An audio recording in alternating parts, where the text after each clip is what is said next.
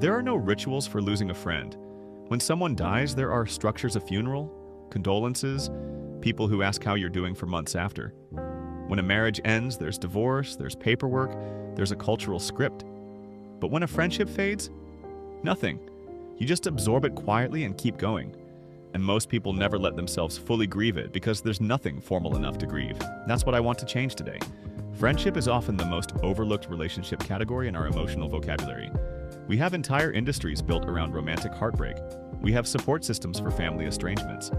But the loss of a close friend, especially when it happens slowly, without drama, gets almost no cultural acknowledgement.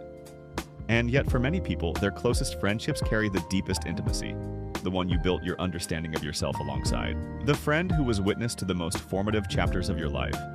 Losing that even to something as benign as different life stages leaves a specific kind of hole. Not the violent absence of a sudden loss, but the slow erosion of a presence that used to structure your days. And the ambiguity makes it harder, because they're not gone. They're still posting birthday photos and going about their life. And you're not sure if you're allowed to miss them because it wasn't anyone's fault. You are. You absolutely are allowed to miss them.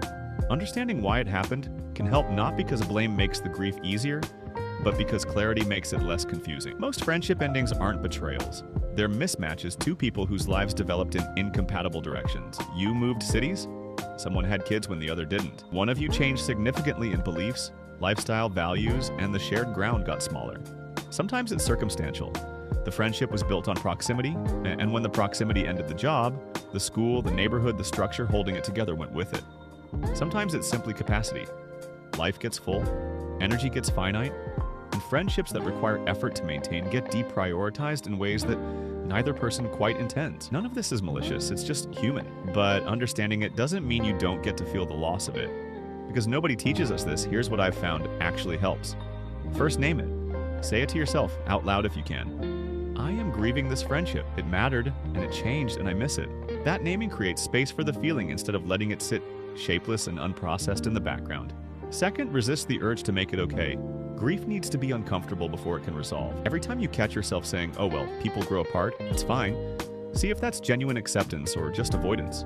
There's a difference, and your body usually knows it. Third, let yourself remember it well. You don't have to rewrite the friendship as lesser because it ended.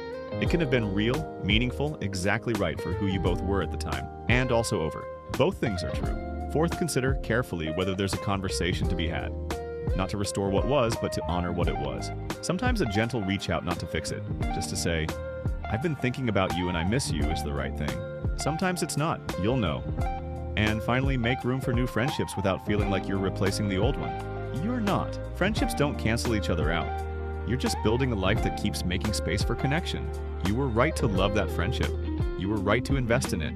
And you are right to grieve it even quietly, even without a ceremony, even when the world doesn't have a word for what you're feeling. Some relationships are meant to be forever. Some are meant to carry you through a chapter. Both kinds are real. Both kinds leave a mark. Let yourself feel it. Let yourself honor it. And then when you're ready, let yourself keep going with the warmth of what it was, instead of the ache of what it isn't.